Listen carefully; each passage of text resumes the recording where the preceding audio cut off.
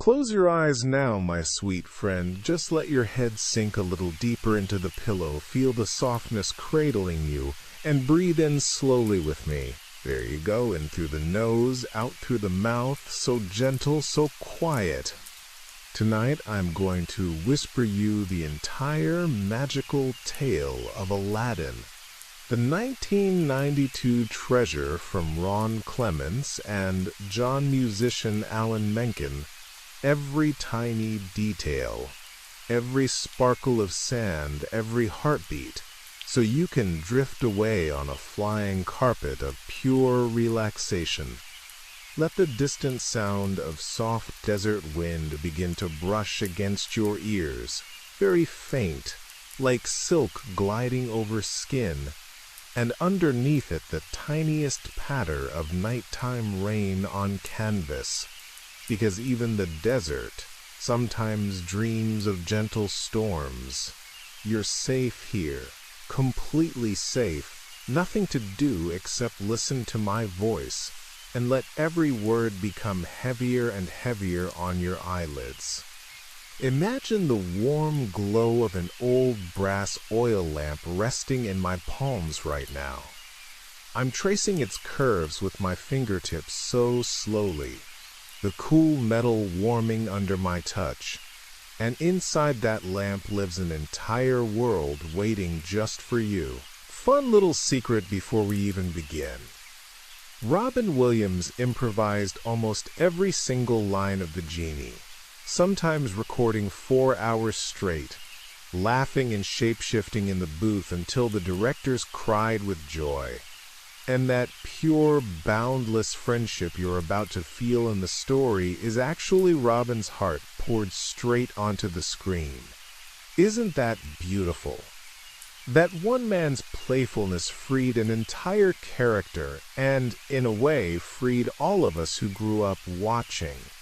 Now tell me softly, only in your mind, have you ever felt trapped, not by walls, but by the quiet voice inside that says you're not enough? Maybe you have. Maybe you still do sometimes. That's okay. Tonight we're going to watch a street rat and a blue giant teach each other how to fly anyway. Breathe in again, deeper this time, and let the scent of warm cardamom and night-blooming jasmine drift into the room, because we're stepping together into the moonlit streets of Agrabah. The air is velvety, the stars are low and bright, and every rooftop feels like it's whispering, "Stay just a little longer." You don't have to rush anywhere. You don't have to be anyone except exactly who you are right now, tucked in, listening. Another whisper of trivia while the rain gets a little closer. The song "A Whole New World" was almost cut from the film, because the first test screening kids got restless. But one mother wrote a letter saying her daughter sang it nonstop for weeks, so they kept it, and it won the Oscar. Sometimes the smallest voice changes everything. Just like yours matters tonight, even if you think no one is listening. I am. I'm right here. Feel your shoulders soften now. Let them melt downward as though warm honey is being poured over them. Good. The city is quieting, the market stalls are folding their bright fabrics, and somewhere far away a night bird calls once, twice, then falls asleep again. You can let your thoughts slow to the same rhythm, one breath, one heartbeat, one breath, heartbeat. We're going to begin the real story in just a moment, but first I want you to picture a tiny grain of golden sand resting on your cheek, so light you barely feel it, yet it carries the warmth of an entire desert day. That single grain is going to carry us all your worries away tonight. Whenever you're ready, just exhale and let it slide off into the darkness where it can't bother you anymore. Last gentle question before we truly start. When was the last time you allowed yourself to believe in magic, even for 5 quiet minutes? If it's been a while, that's perfectly all right. Tonight we're bringing it back, soft as candlelight, warm as the blanket around you. The wind is picking up just slightly now. carrying the faint laughter of someone who is about to become the best friend you never knew you needed. Relax every tiny muscle in your face, your forehead, your jaw, your eyebrows. Let them all go loose and heavy. There we go. I'm turning the first invisible page of our storybook now. You can hear the softest rustle, like dry palm leaves brushing together. The title glimmers in gold, Aladdin, and right beneath it, in smaller letters that seem to breathe, for everyone who ever felt small, this one's for you. Let's begin, my dear. Just listen, just float, just sleep whenever you're ready. The marketplace of Agrabah wakes slowly under a peach-colored dawn, and you are already there with me, barefoot on warm cobblestones that still hold yesterday's sun. Feel the gentle grit between your toes, the tiniest grains of sand clinging to your skin like golden dust. The air smells of fresh baked flatbread, crushed cumin, and the faintest trace of rosewater carried on a breeze that strokes your cheek as softly as I am stroking the words for you now. Somewhere a goat bleats once, sleepy and low, and the sound melts into the background like sugar in warm tea. Let your lungs fill with that spiced sweetness.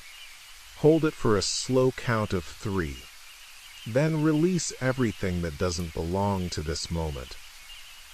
Our story truly begins with a young man running across the rooftops, light as a cat, heart beating fast but free. His name is Aladdin, though most people only call him Street Rat, and the words used to sting, but tonight they won't reach you. He wears a patched purple vest that has been washed so many times it feels like cloud against his skin, and a little red fez tilted just slightly, because perfection has never been his style. Beside him, scampering on all fours, is Abu, his tiny monkey partner in crime, tail curled like a question mark, eyes bright with mischief and loyalty. Watch how Abu's small paws patter over the terracotta tiles, the softest tap-tap-tap that matches the rhythm of your slowing heartbeat. Aladdin pauses at the edge of a roof, crouching low, and you crouch with him. The morning light catches in his dark eyes, warm brown with flecks of gold, and for a moment he looks straight at you, almost smiling as if to say, "Don't worry, I've got this." He's hungry, yes, but more than bread, he's hungry for something he can't yet name, a life where he doesn't have to hide. Have you ever hidden parts of yourself because the world felt too sharp? Rest your hand over your heart now and feel it answer with a quiet "yes, I know." Down in the alley, a merchant is shouting about juicy figs, his voice rough but distant, like thunder far over the dunes.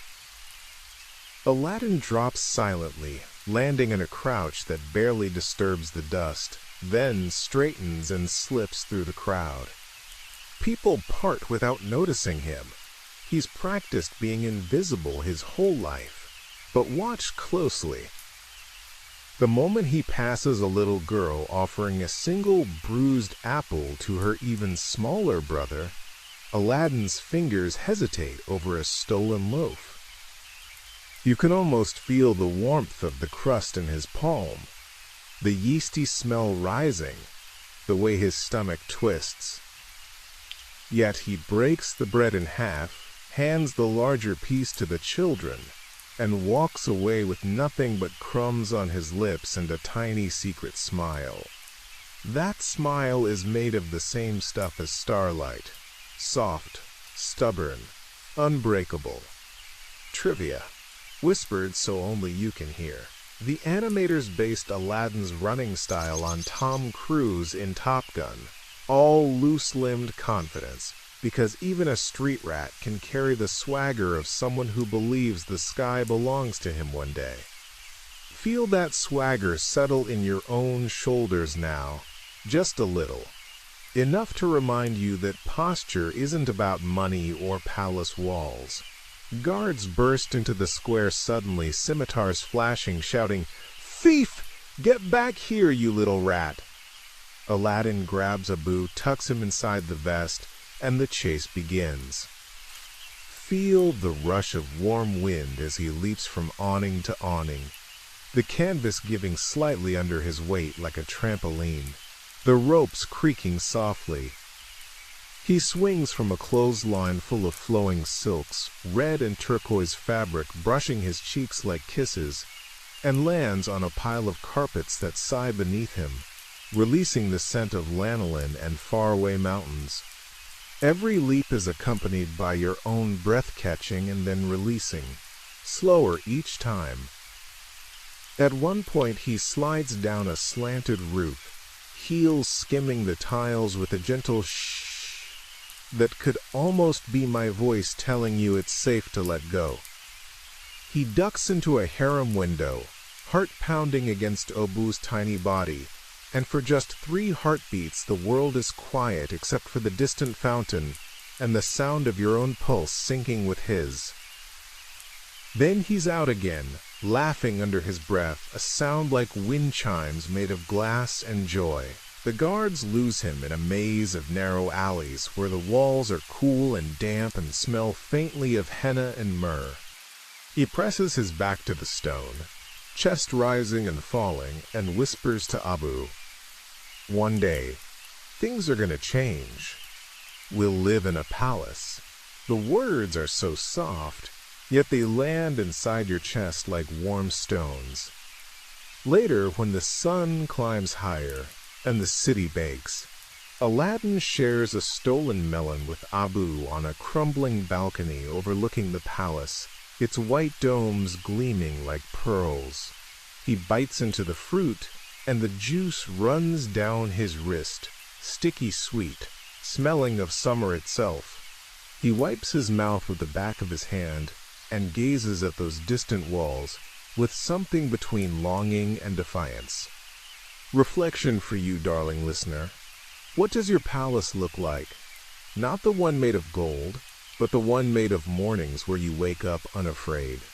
Let that image glow quietly behind your closed eyes, while the desert wind brushes your hair. Night falls velvet and sudden. Aladdin curls up in his tiny hovel, a broken rooftop room open to the stars, pulling a threadbare blanket around his shoulders. Abu snuggles against his neck, warm and breathing little monkey sighs. The city lights twinkle below like scattered jewels, and above them the palace glows even brighter. Aladdin whispers to the night, "I'm gonna make you proud one day." His voice cracks just slightly on the word proud, and the crack echoes inside every place you've ever felt small. But then he closes his eyes and his breathing evens out, and the same peace begins to settle over you now, heavy and sweet as date honey. Second gentle question, barely louder than the rain that has started again outside our story. When was the last time someone believed in you more than you believed in yourself? If no one has lately, let Aladdin borrow you his certainty tonight. He's generous that way. The screen of your mind fades to black for just a moment, the softest click of a lantern being lowered, and tomorrow everything changes. Because tomorrow, an old man in a hooded cloak will limp into the marketplace, searching for a diamond in the rough. But that is for the next whisper. For now, let the last image be Aladdin's sleeping face, young, open, unafraid in dreams, while the desert wind sings the gentlest lullaby across the rooftops and across your own tired heart. The sun rises again over Agrabah, but this morning the light feels different, thicker, like warm syrup poured slowly across the rooftops. You can almost taste the heat on your tongue, dry and sweet, as the city stretches and yawns. Somewhere a muezzin's call drifts on the breeze, soft and far away, curling around your ears like smoke. Let that sound settle behind your eyes while I keep whispering, slow and close, the way a mother cat carries her kitten by the scruff, gentle, safe, inevitable. In the darkest corner of the prison dungeon, Aladdin wakes with a shiver. The stone beneath him is cold and damp, smelling of mildew and old iron. His wrists are raw from manacles that were removed only hours ago, and he rubs them absent-mindedly, feeling the ghost of metal still circling his skin. Abu chatters nervously from the shadows, tail wrapped twice around his own body for comfort. Aladdin offers the monkey a tired smile that doesn't quite reach his eyes yet, and the expression feels familiar to you, doesn't it? That smile we give when we're pretending we're fine. Let your own mouth soften now. You don't have to pretend here. An old man shuffles into the cell, hooded and hunched, smelling of camel and desert dust. His voice is gravel wrapped in honey. I can give you riches beyond your wildest dreams, if you're the diamond in the rough. Aladdin narrows his eyes, suspicious, but the promise of escape is too sweet. He follows the stranger out through a hidden passage, down stone steps that spiral forever, each footfall echoing like a heartbeat slowing. The air grows warmer, spiced with something ancient and electric. Can you feel it on your skin? That faint tingle, like the moment before lightning. They emerge into the desert night, moon so bright it turns the dunes silver. The old man points to a massive tiger's head carved into a sand dune, its mouth open in a silent roar. Wind whistles through the stone teeth, a low humming that vibrates in your chest. Aladdin steps forward, drawn by something deeper than curiosity. He places his palm against the warm stone, and the tiger's eyes flash emerald. The ground trembles. Sand cascades like golden waterfalls as the entire head rises on hidden pillars, revealing a staircase descending into glowing darkness. Abu clings to Aladdin's shoulder, trembling, but Aladdin's own heart racing so loudly you can almost hear it over the wind. Trivia whispered just for you. The Cave of Wonders tiger design was originally much scarier, almost demonic, but the directors toned it down because children and test audiences cried. Sometimes the most magical doors look gentler than we expect. Let that thought rest easy in your mind tonight. Down they go, step by careful step, the air growing thick with frankincense and mystery. At the bottom stretches an endless cavern glittering with mountains of gold coins that clink softly when the breeze touches them, jewels the size of pomegranates pulsing with inner light, silks in colors you don't have names for. Aladdin's breath catches, and yours does too. He walks as if underwater, every footstep muffled by centuries of treasure. The only rule echoes in the cavern's deep voice. Touch nothing but the lamp. They find it resting on a slender pillar of crystal, small, tarnished, almost forgotten among the splendor. Aladdin lifts it gently, feeling the cool brass warm instantly to his touch, as though it has been waiting for his exact handprint all this time. Abu, of course, cannot resist a gigantic ruby, and the moment his tiny fingers close around it, the cave roars in fury. Gold turns molten, jewels hiss like snakes, the floor cracks open, revealing rivers of fire. The tiger head above slams shut with a boom that rattles your bones even here in bed. Run with them now. Feel the heat on your back, the sand spraying against your calves as Aladdin scoops Abu, tucks the lamp inside his vest right over his heart, and leaps across collapsing bridges of stone. Flames lick at his heels. The air tastes of ash and terror. Yet there is something thrilling in the fear, isn't there? That moment when survival feels like flying. He grabs a protruding rock just as the last pathway crumbles, dangles over an abyss that breathes sulfur, then hauls himself up inch by agonizing inch, muscles shaking, breath ragged. The old man reaches to help, but the instant Aladdin offers the lamp, the stranger's face twists into something cruel. A dagger flashes. Aladdin recoils, falls backward into the closing mouth of the cave, Abu screeching in panic. Darkness swallows them.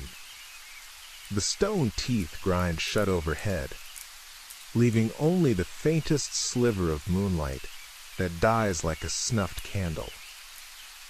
They are sealed inside forever, or so it seems. Soft reflection, barely louder than the wind. Have you ever been betrayed by someone you thought was offering a way out? Let that memory surface gently, look at it without judgment, then let my voice cover it like cool sand over hot coals. It cannot hurt you anymore tonight. Hours pass in the blackness, or maybe minutes. Time is slippery here. Aladdin sits with his back against cold gold, head in hands, until Abu nervously pulls the lamp from his vest and begins rubbing soot from its surface, trying to comfort him the only way he knows how. A sudden spark. Blue smoke pours out in thick curls that smell of ozone and laughter. It coils upward, swirls, explodes into a 15-foot-tall being of pure sapphire energy. His voice booms, then softens, then booms again as he stretches arms that haven't moved in 10,000 years. Oi! 10,000 years will give you such a crick in the neck. And there he is, Genie. First thing you notice is the warmth radiating from him, like standing near a friendly bonfire. His skin shimmers between deep cobalt and bright turquoise depending on the light he makes himself. Gold cuffs circle his wrists, chained to nothing now except habit. His smile is enormous, infectious, a little bit manic with freedom. He grabs Aladdin in a bear hug that lifts him off the ground. And for the first time in the entire story, Aladdin laughs, really laughs, startled and delighted and a little afraid of how good it feels. Trivia number 2. Whispered with a smile you can feel. Robin Williams recorded Genie's lines while standing on his head sometimes, or doing cartwheels around the studio, because he said the character had too much energy to stay still. Imagine that joy pouring straight into your ears right now, loosening every knot in your shoulders. Genie explains the rules in a whirlwind of impressions. Jack Nicholson, Arnold Schwarzenegger, a flamenco dancer, everything at once. 3 wishes, no killing anyone, no forcing love, no bringing people back from the dead. It's not a pretty picture. I don't like doing it. Aladdin, clever boy, tricks him into getting them out of the cave without using a wish at all. The stone tiger's mouth yawns open again, moonlight flooding in like cool water. They tumble onto the sand, gasping, alive. Aladdin lies on his back staring at the stars, chest heaving, feeling the grains shift beneath him like a living thing. Genie floats above, arms crossed, grinning down. For the first time someone looks at Aladdin and sees not a street rat, but possibility. The desert wind strokes their faces, carrying away the smell of smoke and fear, replacing it with night-blooming Sirius and distant ocean, although there is no ocean for 1,000 miles. Magic has that effect. Quiet question while the stars blink sleepily. When was the last time someone looked at you and saw the version of yourself you secretly hope is real? Let that moment, or the wish for it, rest gently on your heart, like Genie's big warm hand. Aladdin clutches the lamp, feeling its weight settle against his ribs, and makes his first wish, voice trembling only a little. "Genie, I wish for you to make me a prince." Blue smoke erupts again, swirling around him like a sandstorm made of laughter and possibility. You feel it brushing your own skin now, tickling, warm, promising. The desert night holds its breath. And, somewhere inside the palace, Princess Jasmine is turning away from yet another arrogant suitor, her heart already aching for something real. But that meeting is for the next whisper. For now, let the image of Aladdin standing in the moonlight, newly robed in white and gold, eyes wide with wonder, be the last thing your mind holds before it drifts. Feel the soft weight of new fabric against your own arms, the cool night air on your face, the quiet certainty that tomorrow everything can be different. Breathe in the scent of possibility, hold it, let it go. The transformation begins with a swirl of sapphire smoke that smells faintly of cinnamon and summer lightning. It wraps around Aladdin like warm silk scarves, lifting him a few inches off the sand so that every grain slips away from his old clothes and falls in slow golden rain. You can feel it yourself, the gentle tugging at your own skin, the way the smoke slides under your pajamas and loosens every tense muscle it touches. The patched purple vest dissolves into glittering motes that taste like childhood dreams. The red fez spins away like a sleepy firefly, and in their place fabric appears thread by thread. First the cool whisper of white linen against his chest, then the heavier, regal drape of a cream-colored cape, lined with cloth of gold so fine it feels like moonlight made solid. Gold embroidery blooms across his shoulders in slow motion, tiny stars and crescent moons that catch the actual starlight and throw it back softer, warmer. A turban settles onto his head, heavy with a single sapphire the exact shade of Genie's skin, and at its center, a white ostrich plume curves like a protective hand. Abu is not forgotten. The little monkey squeaks in delight as his own dusty fur becomes a tiny embroidered vest and a miniature fez with a tassel that sways whenever he moves. Even his tail gets a golden ring that glints when he flicks it proudly. A procession materializes out of the night itself. White stallions with manes braided with pearls, caparisoned in crimson and gold that rustle like dry leaves when they breathe. Elephants draped in carpets so thick your fingers would disappear if you pressed them in. Dancers with ankle bells that chime in the exact rhythm of a lullaby heartbeat. Flaming torches that somehow give off no heat, only the scent of sandalwood and warm sugar. At the very front strides Genie, now disguised as a portly vizier in swirling turquoise robes, beard braided with tiny bells that tinkle whenever he laughs, which is constantly. Aladdin stands in the center of it all, taller somehow, shoulders back, but you can feel the posture settling into your own spine right now. Gentle, easy, no effort at all, and looks down at his hands as though they belong to a stranger. The desert wind strokes his new cape, making it billow like a sail, and for the first time in his life he doesn't flinch from being seen. Trivia whispered against your ear. The parade sequence took animators 18 months because every dancer, every elephant, every pearl had to move independently. Over 4,000 individually animated elements in a single shot.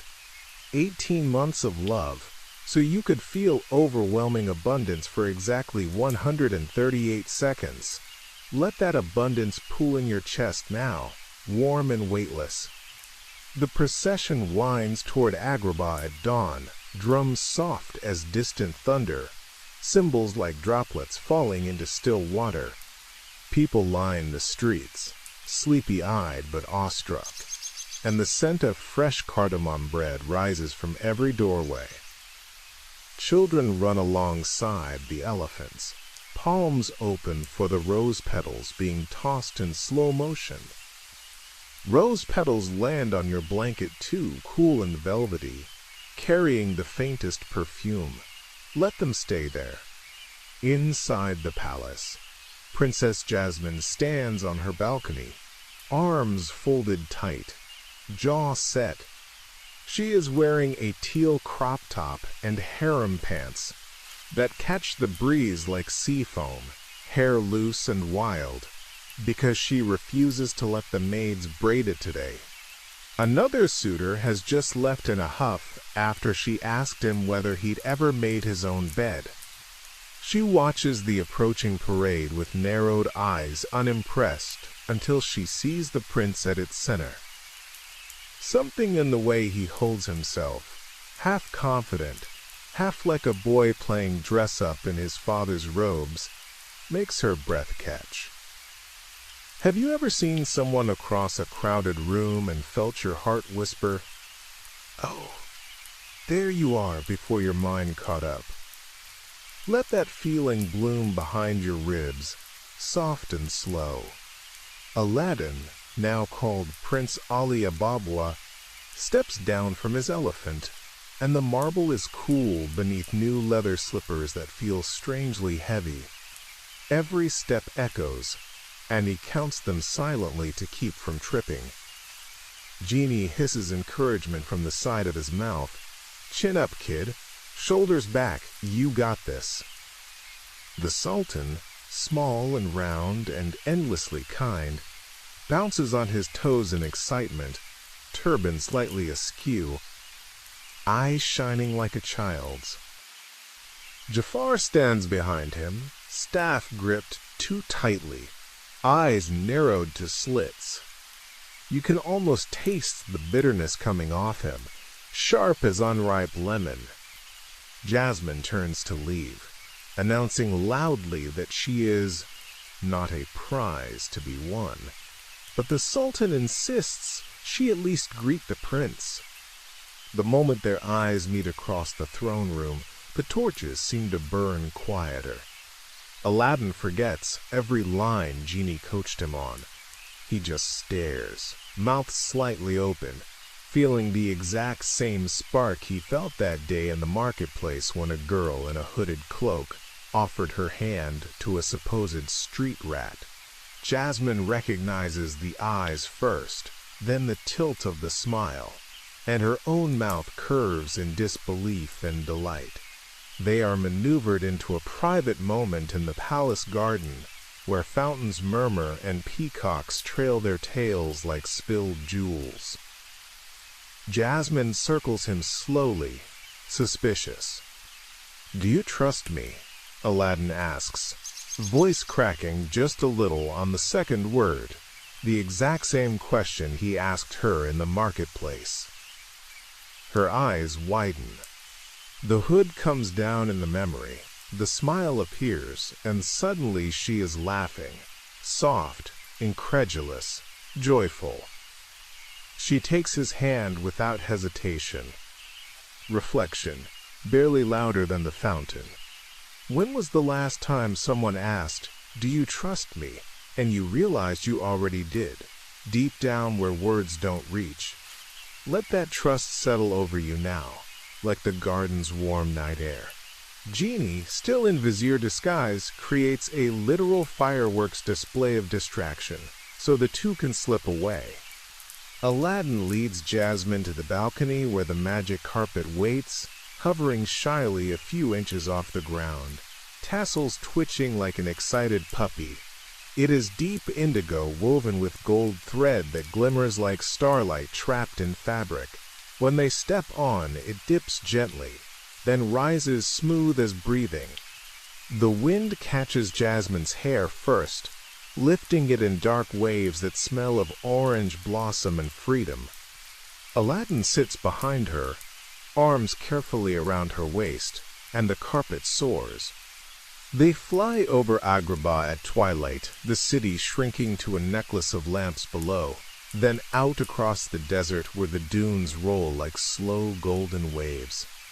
The air turns cool and sweet, tasting faintly salty as though an ocean remembers being here long ago. Jasmine leans back against Aladdin's chest, feeling his heart beat steady and strong, and closes her eyes. You can close yours too.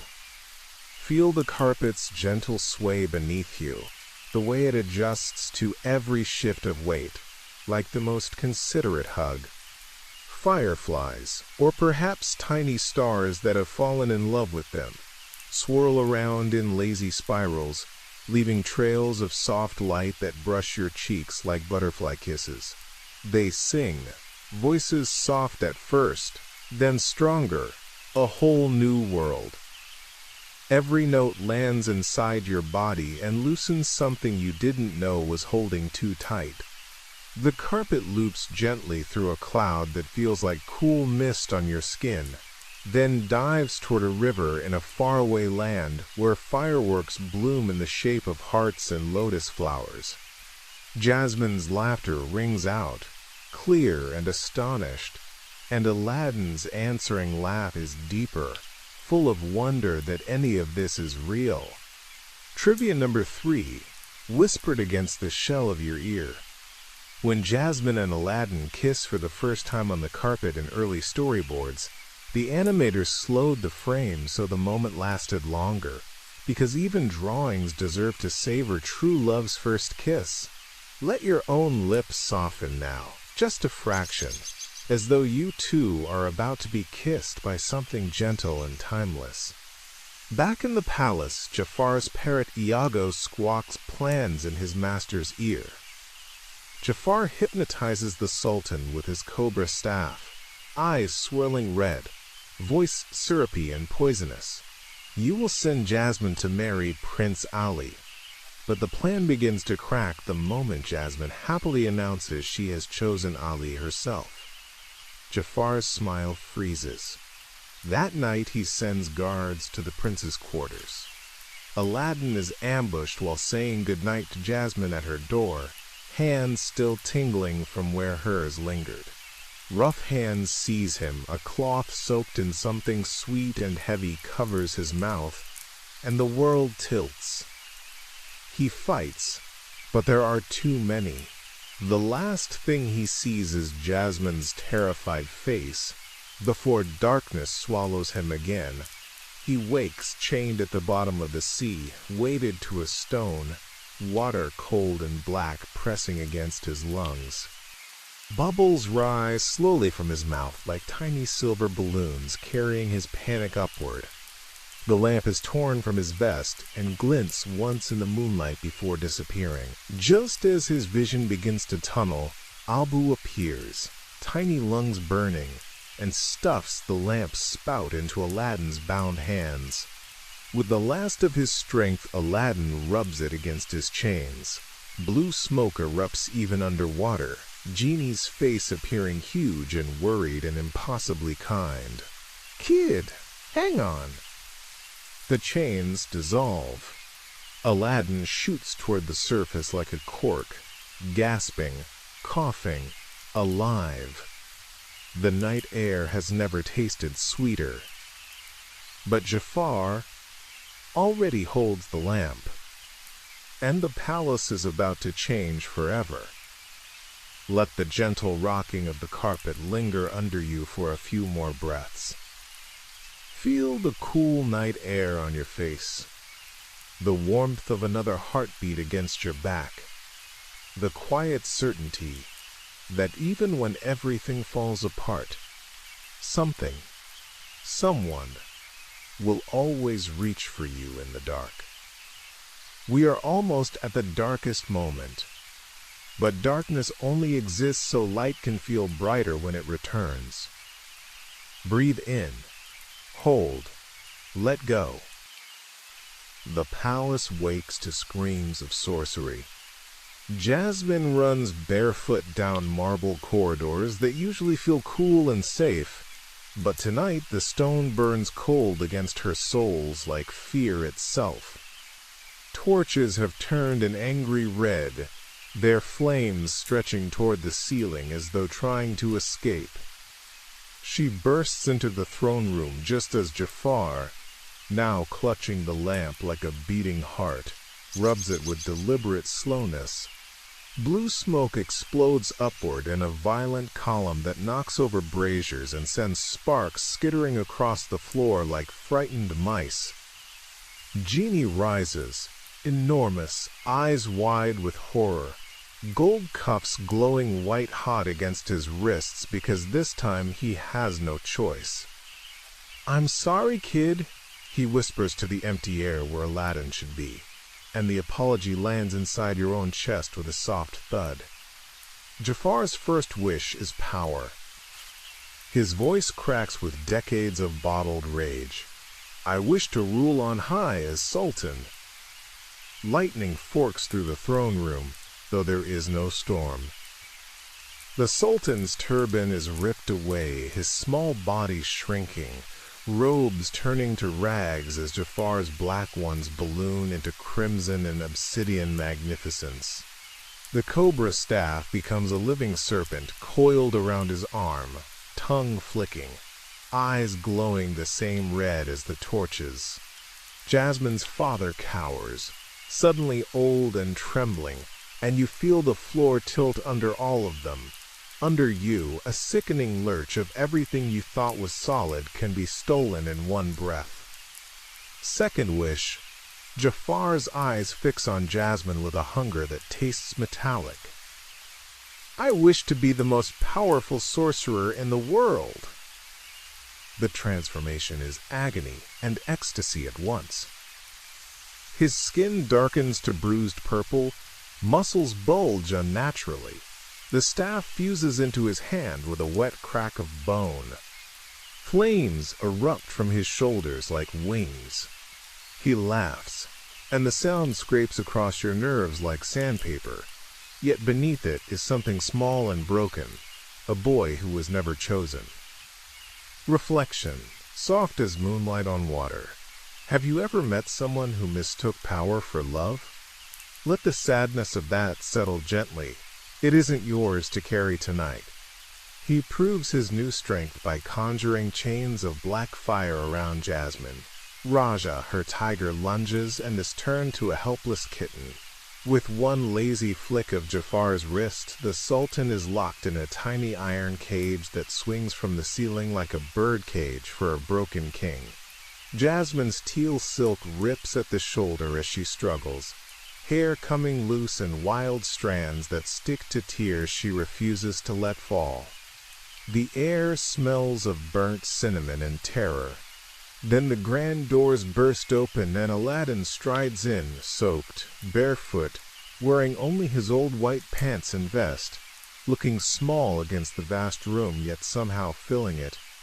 Everyone freezes. Even Jafar's flames flicker in surprise. Aladdin's eyes find Jasmine first, and the look that passes between them is so raw it could cut glass. "I'm here, I see you, we're still us." Jafar recovers with a sneer. "How many times do I have to kill you, boy?" He hurls a fireball the size of a wagon. Aladdin dives, rolls, the heat singeing the hair on his arms. Marble explodes where he was standing, shards tinkling like deadly rain. Genie is forced to attack his own friend, tears streaming down blue cheeks as he conjures giant boxing gloves, chains, anvils, each blow pulled at the last second because love is fighting compulsion with every atom. Aladdin dodges, ducks, runs along the walls themselves, using the palace he once only dreamed of as a playground again. He taunts Jafar, voice steady even while his heart hammers. "All that power and you're still second best." Jafar's pride is a living thing. It roars. Third wish, screamed in fury, "I wish to be an all-powerful genie." The moment the words leave his mouth, the palace shakes harder than the Cave of Wonders ever did. Black smoke erupts, thicker than night, smelling of scorched iron and regret. Jafar's body stretches, warps, skin turning crimson, hair becoming living flame.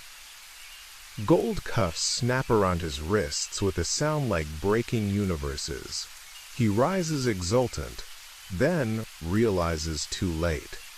Phenomenal cosmic power, itty-bitty living space. The black lamp appears at his feet, sucking him in with a howl that fades into a pathetic wail. Iago flaps after him and is yanked inside too. The lamp clatters to the floor, spinning, then lies still, just a small black thing smoking faintly. Silence rushes in like cool water after fever. Genie, freed from orders, shrinks to normal size, wrists bare for the first time in 10,000 years. He stares at them, flexing fingers as though they belong to someone else. Tears fall upward into the air and become tiny stars. Trivia whispered with wonder. The final battle was animated almost entirely by one man, Eric Goldberg, who drew every flame, every expression, every tear on Genie's face in a white-hot 6-week marathon, because he said the scene deserved to be handmade with love. Let that love pool behind your eyes now, warm and slightly salty. Aladdin walks slowly to Jasmine. The chains of black fire dissolve into harmless butterflies that flutter away. She meets him halfway, barefoot on broken marble, and they simply hold each other so tightly you can feel the tremor in both bodies finally stilling. Raja becomes a tiger again and pads over to wind around their legs, purring like distant thunder. The Sultan's cage opens with a soft click.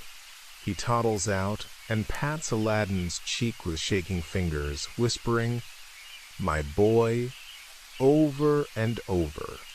Outside, dawn is breaking pale gold and rose. The palace repairs itself in gentle waves. Cracks sealing, torches returning to friendly orange, the smell of jasmine overtaking the scent of smoke. Genie floats above them all, wrists still bare, smiling through tears that refuse to stop. Aladdin picks up the lamp, his lamp, and looks at Genie.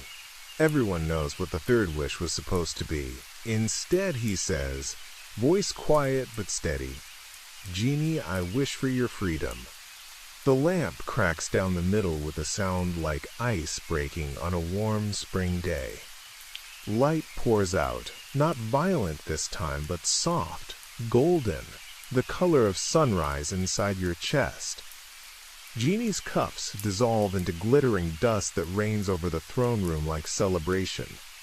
He grows to full size one last time, hugs Aladdin so hard his feet leave the ground, hugs Jasmine, hugs Abu, even hugs the Sultan who squeaks in delight, then shrinks to human size, wearing a simple Hawaiian shirt and a goofy hat, because that's who he chooses to be now.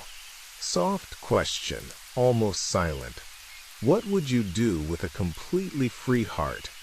Let the answer drift across your mind without needing words.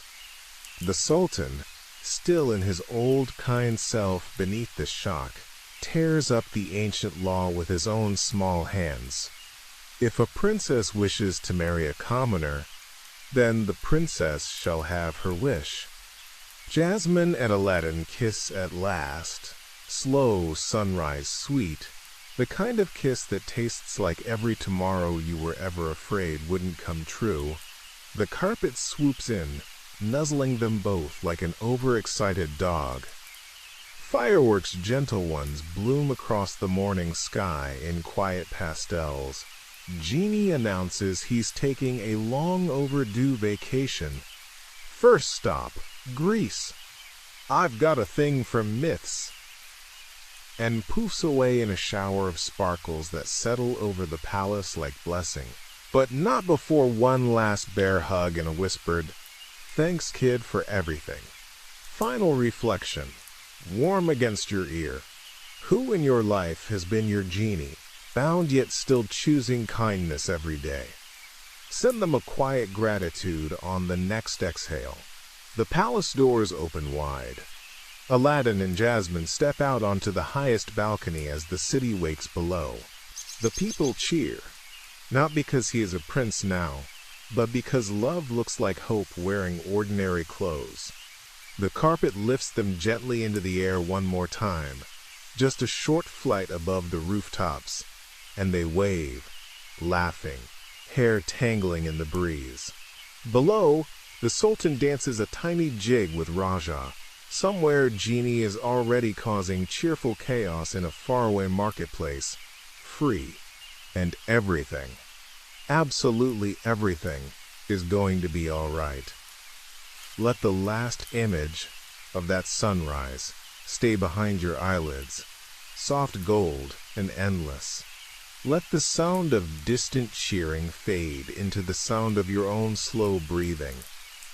Let the scent of jasmine and warm bread and freedom fill the room until it overflows. You did it. You stayed through the whole adventure. And now the only thing left is the sweetest thing is to let go. The palace is quiet now.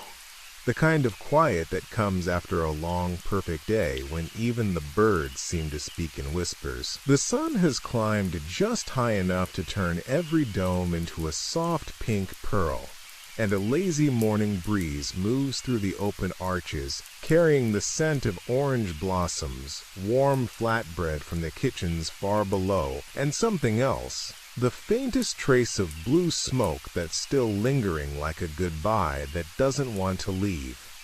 You are lying on the magic carpet with Aladdin and Jasmine, though they cannot see you. The carpet has settled on the widest balcony, its tassels curled contentedly like sleeping cats. Jasmine rests her head on Aladdin's shoulder, fingers tracing idle circles on the back of his hand.